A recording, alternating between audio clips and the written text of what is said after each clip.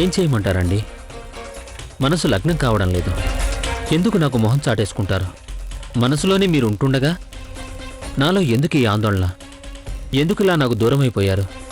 ఉన్న ఊరు వదిలిపెట్టి ఎందుకు వెళ్ళిపోయారు? దారి తెండు తెలియక ఒంటరిదాయన్ని కూతురు ఇక్కడ. బెనజీర్, రాజాంతఃపురం, ఆగ్రా. ఈ లేఖేంటి ఇలా ఉంది? కవిత్వంలో ఉంది. ఫోన్లే.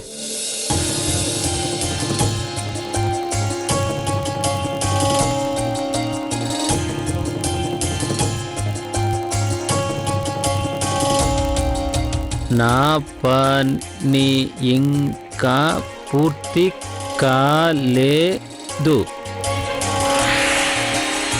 యా అల్లా, ఇందులో ఏదో వర్తమానం ఉంది. అంటే బెనజీర్ ఏదో లక్ష్యంతో ఇక్కడికి వచ్చింది. అందుకనే ఇలా గూఢార్థంతో వర్తమానం పంపిస్తుంది. కానీ ఎవరికి? ఎక్కడికి? బెనజీర్ సాధారణ దాసి కాదు. అందాన్ని అడ్డం పెట్టుకునేదో నాటకం ఆడుతున్నట్టుంది. షహన్షా గారు అనుమతించినట్టయితే ఈ దాసి లోపలికొస్తుంది. అనుమతిస్తున్నా. నేనేమనుకున్నానంటే వారి కోహినూర్ వారి వద్దకు రావడానికి అనుమతితో పని లేదని షహన్షా అంటారనుకున్నాను. మీరు ఒక సంగతి ఎప్పుడు గుర్తుపెట్టుకుని, మేము బాద్షాలం. మా సమక్షంలో కూర్చోవాలన్నా, లేవాలన్నా, రావాలన్నా, వెళ్లాలన్నా కొన్ని నిబంధనలుంటాయి. వాటిని అందరూ పాటించాలి. పొరపాటుకి క్షమాపణ వేడుకుంటుంది దాసి. అయినా ఇవాళ మీ వైఖరి కొంచెం కొత్తగా కనిపిస్తుంది. పోన్లేండి, అందుకు ఔషధం నేనిస్తాను. మద్యం సేవించడానికి మనస్కరించడం లేదు. ఇవన్నీ పక్కన పెట్టి మా నుంచి మీరు ఏం ఆశిస్తున్నారో చెప్పండి.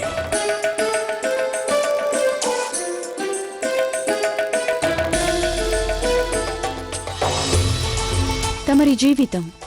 మా జీవితమా? మీ జీవితంలోకొచ్చి కొన్ని క్షణాలు సొంతం చేసుకోవాలనుంది. నిజం చెప్పాలంటే మీ మనసు దోచుకోవాలనుంది.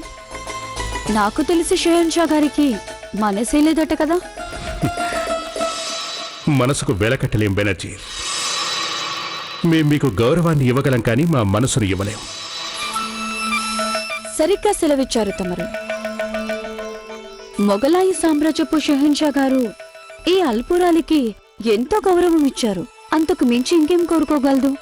అందుకు బదులుగా నేను తమరికి కొంచెం ప్రశాంతత ఇవ్వదలిచాను. అది నా అదృష్టంగా భావిస్తాను. ప్రస్తుతం మాకేం అక్కర్లేదు బెనజీర్.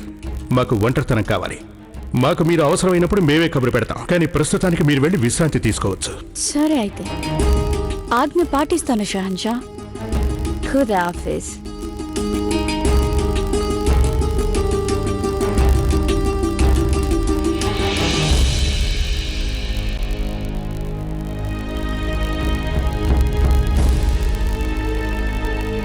మీతో రాత్రంతా గడపాలన్నది మా ఉద్దేశం కాదు బెనర్జీ. మేము జోధాకి అసూయ కలిగించాలంతే.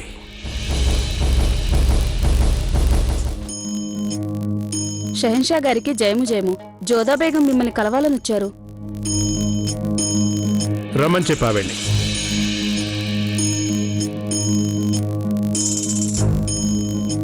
రండి జోధా బేగం, మేం మీకోసమే నిరీక్షిస్తున్నాం. మాకు తెలుసు మా కాలికి దెబ్బ తగిలినట్టుగా మీకు తెలియగానే ప్రత్యేకమైన లేపనంతో మీరు ఇక్కడికి వస్తారని. అదేదో రాసేయండి. షహీన్షా గారి వద్ద వారికి ఎంతో ప్రియమైన దాసీలుండగా ఇక వారికి మా అవసరం ఏముంటుంది? అందరూ వెళ్ళిపోండి. మేం మీకు చెప్పడం మర్చిపోయాం. బెనర్జీర్ శుక్రియా తెలియజేసింది. తమరిచ్చిన శాలువా తనకు బాగా నచ్చిందట. ఆ శాలువాని ప్రత్యేకంగా మా నాన్నగారు నా కోసం పంపించారు. దాన్ని నేను మీకు కానుకగా ఇచ్చాను. మీరు దాన్ని వేరొకరికి కానుకగా ఇచ్చేస్తారని తెలుసుంటే నేను అసలు మీకు ఇచ్చేదాన్నే కాదు. అది విన్నాక మేము చాలా విచారిస్తున్నాం జోధ. కానీ ఇక మేమేం చేయగలం? మేము బెనజీర్కి ఇచ్చిన శాలువాని తిరిగి తీసుకోలేం కదా. అలా చేస్తే గనక మొఘలాయి సామ్రాజ్యానికి షహన్షాకి తలవంపులు కదా. మహారాణి రాజమాత హమీదా బాను గారు వేయించేస్తున్నారోహో. ప్రణామాలు అత్తయ్య గారు. సలాం అమ్మిజాన్.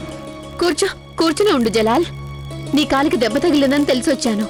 ఏది చూపించు.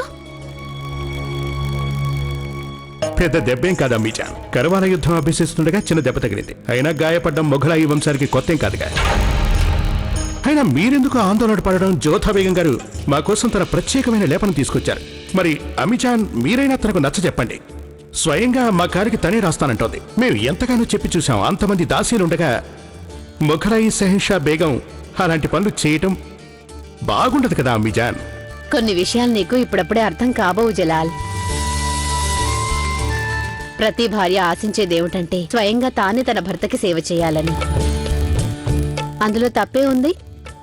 జోధా బేగం, నీకెలా కావాలంటే అలా చెయ్యి.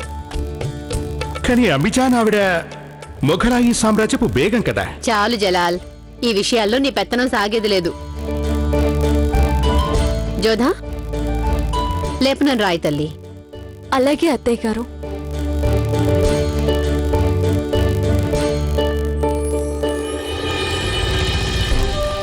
మేము ఎలా అంటే మీరు అలాగే చేయక తప్పదు జోధా. మేము ఎప్పుడు తలుచుకుంటే అప్పుడు మిమ్మల్ని మా పాదాల వద్ద వంగేలా చేయొచ్చు. అత్తయ్య గారు గనుక ఇక్కడ లేకపోతే నేను మిమ్మల్ని మీ ఇష్టం వచ్చినట్టుగా చేయనిచ్చేదాన్ని కాదు. మా అమ్మీజాన్ లేకపోయినా మేము అలాగే చేస్తాం జోధా. గాయం మా పాదాలకైనా ఆ బాధ మీ వదనంలో కనిపిస్తోంది. సరేక నేను వెళ్తాను జలాల్. జోధా బేగం ఉందిగా, నిన్ను జాగ్రత్తగా చూసుకుంటుందిలే.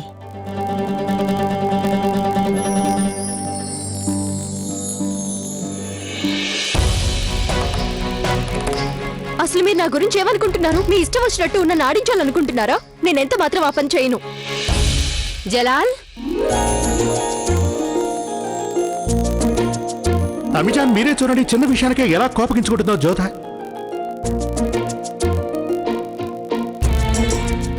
కోపం రాకుండా ఎలా ఉంటుంది? చూడండి అత్తయ్య గారు, ఒక పక్క ఇంత పెద్ద దెబ్బ తగిలింది, బయటికి వెళ్తానని మొండి పట్టు పడుతున్నారు. మరి అంత మొండి పట్టు పడితే ఎలా? జోధా బేగం సరిగానే చెప్తున్నారు జలాల్. నువ్విప్పుడు విశ్రాంతి తీసుకుంటేనే మంచిది. నేను నీకొక ముఖ్యమైన సంగతి చెప్పడం మర్చిపోయాను. వర్తమానం వచ్చింది. కాబూల్ నుంచి మిర్జా హకీం గారు ఆగ్రాకి బయలుదేరిపోయారట. ఆ వర్తమానం అందింది అమ్మీజాన్. ఢిల్లీ నుంచి వచ్చిన వర్తమానం ప్రకారం వారు ఎల్లుండికి ఆగ్రా చేరుకుంటారట. అరే, మళ్ళీ నువ్వు లేస్తున్నావెందుకు? ఏం చేయమంటారు అమ్మీజాన్, షహన్షాలం కదా. ఏదో చిన్న గాయం తగిలిందని ఆగిపోకూడదు. పైగా ఇవాళ దర్బారులో మాకు చాలా పనుంది. కానీ అక్కడ దాకా ఎలా వెళ్తావు నువ్వు? ఆ బెంగ మీకు అక్కర్లేదు అమ్మీజాన్. జోధా బేగం ఉన్నారుగా,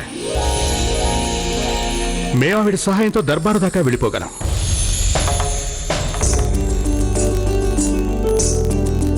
పదండి జోధా బేగం.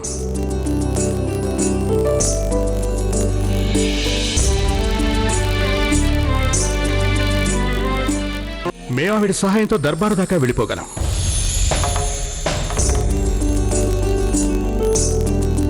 పదండి జోధా బేగం.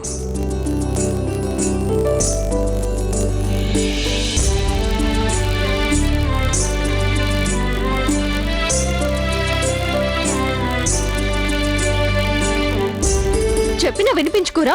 అత్తయ్య గారు చెప్పారుగా నొప్పిగా ఉంటుందని, అయినా మీరు వచ్చి తీరాలన్నారు. బాద్షా అయ్యుండకపోతే మారు వేషగాడు లేక ఏదో ఒక నటుడు అయ్యుండేవారు. ఎప్పుడు చూసినా నాతో నాటకం ఆడుతూ ఉంటారు. ఏదో అత్తయ్య గారు అక్కడ ఉండేసరికి మీ ఇష్టం వచ్చినట్టు నా చేత చేయించుకున్నారు. ఎందుకంటే అత్తయ్య గారు ఉండగా నేను మిమ్మల్ని ఏమి అన్నని మీకు తెలుసు. కానీ ఇక్కడ అమ్మీజాన్ లేరుగా. అయినా మాకెందుకు చేయుతనిచ్చారు మీరు? ఎందుకంటే మీరు గాయపడి ఉన్నారు. ఎవరైనా గాయపడితే సహాయం చేయడం మా సంస్కారం.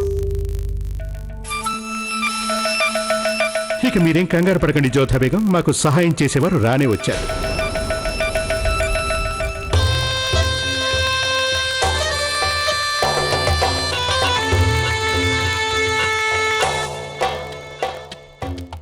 ఆదాబ్ షహన్షా.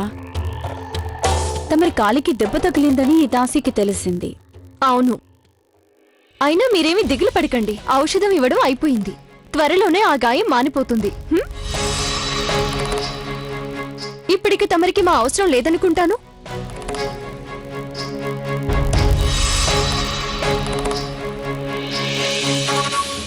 రండి బెనజీర్, మాకు కొంచెం సాయం చేయండి. ఇలా మా దగ్గరికి రండి. రండి.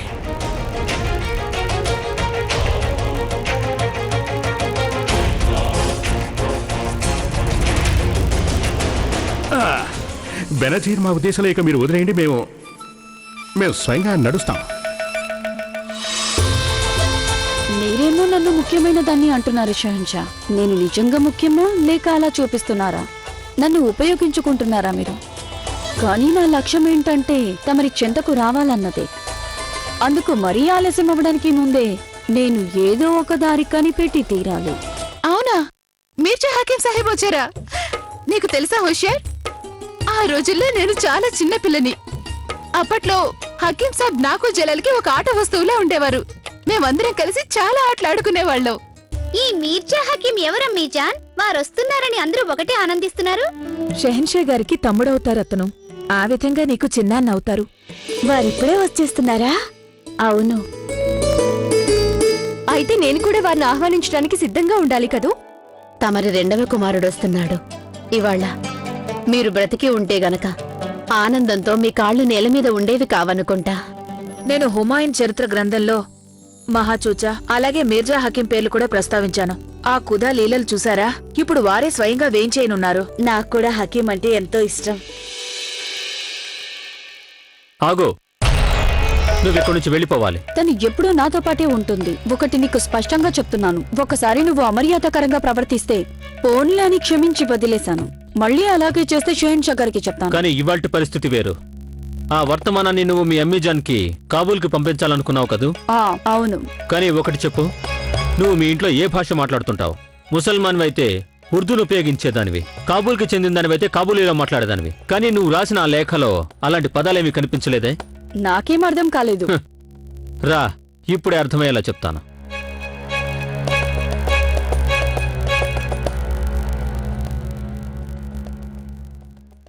ఏం చేయమంటారండి? మనసు ఇంకా లగ్నం కావడం లేదు. ఎందుకు నాకు మొహం చాటేసుకుంటున్నారు? మనసులోనే మీరుంటుండగా ఎందుకు నాలో ఈ ఆందోళన? ఎందుకిలా నాకు దూరమైపోయారు? ఉన్న ఊరు వదిలి ఎందుకు వెళ్ళిపోయారు? ఈ లేఖలోని వాక్యాల గూఢార్థం పని ఇంకా పూర్తి కాలేదనేగా?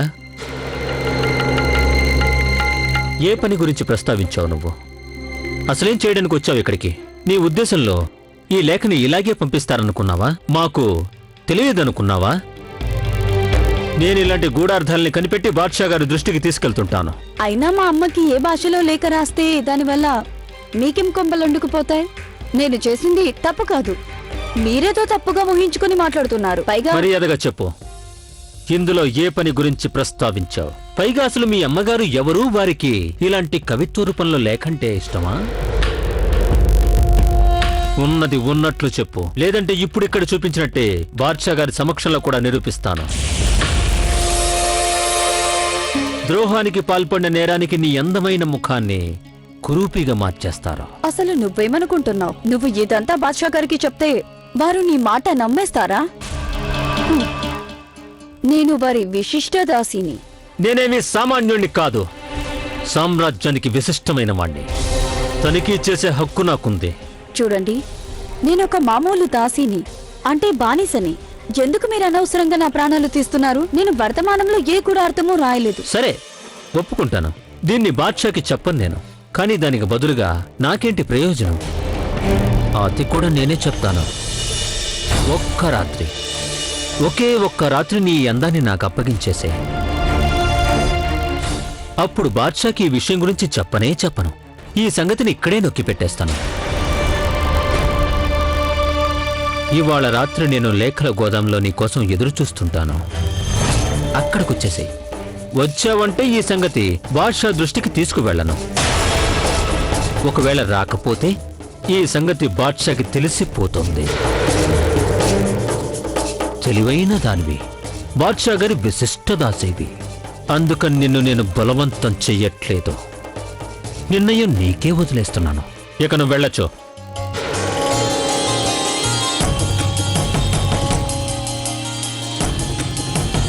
ఆ లేఖ నా పాలిట వరమైపోయింది. తెలివైన దానివి, బాద్షా గారి విశిష్ట దాసేవి. అందుకని నిన్ను నేను బలవంతం చెయ్యట్లేదు. నిర్ణయం నీకే వదిలేస్తున్నాను. ఇక నువ్వు వెళ్ళొచ్చు.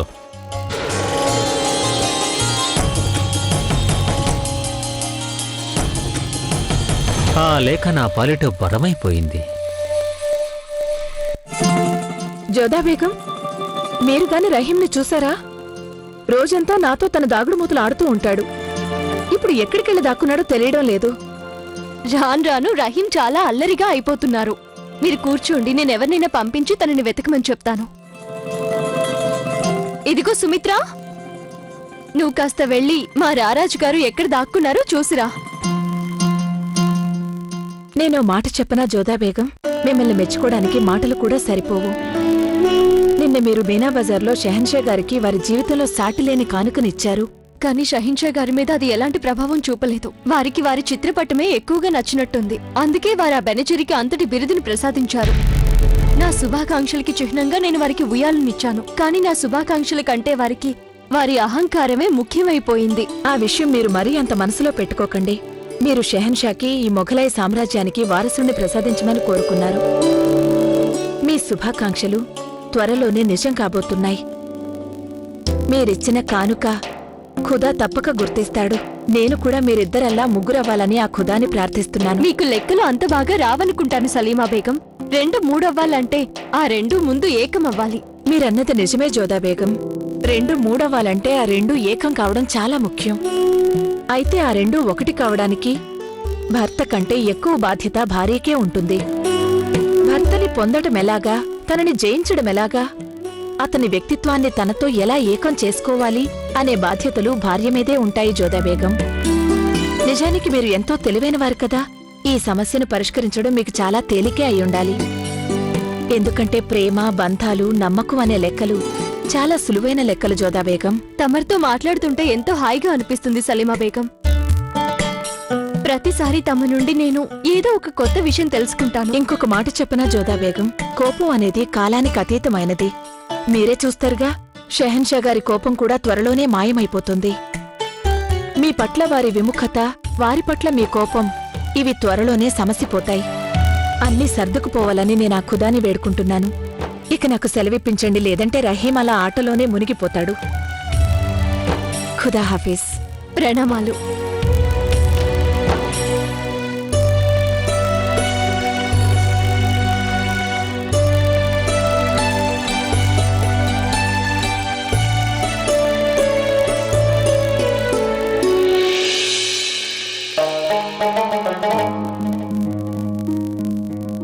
షహిన్షా గారికి జయము జయము. దాసి బెనజీర్ చెలికత్త జాకీరా తమరిని కలవాలని వచ్చింది. రాని వావండి, మేమే తనని రమ్మన్నాం.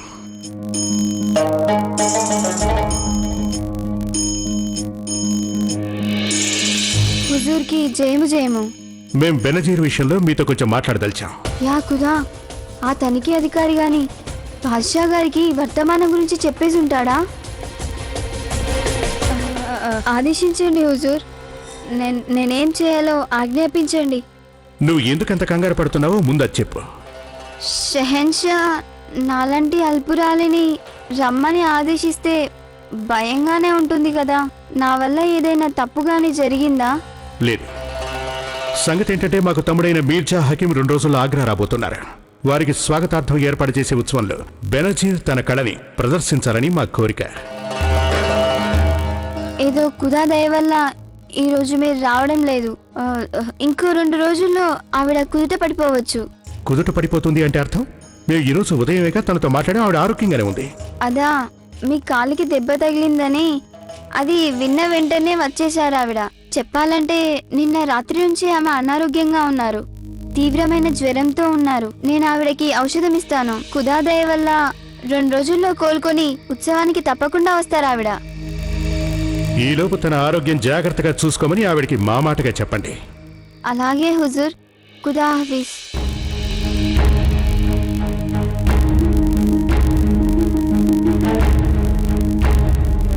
అయితే బెనజీర్కి జ్వరం వచ్చిందనమాట. మొత్తం మీద మంచి కబురే వచ్చింది. జోధా బేగం మా కోసం లేపనం తెచ్చినప్పుడు ఇక ఆవిడ కోసం అయితే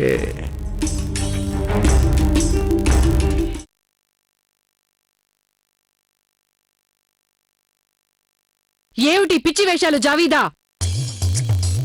నేను నిన్ను వెంటనే వచ్చి నా గదిలో నన్ను కలవమని కబురు పంపించాను, కానీ నువ్వు రానేలేదు.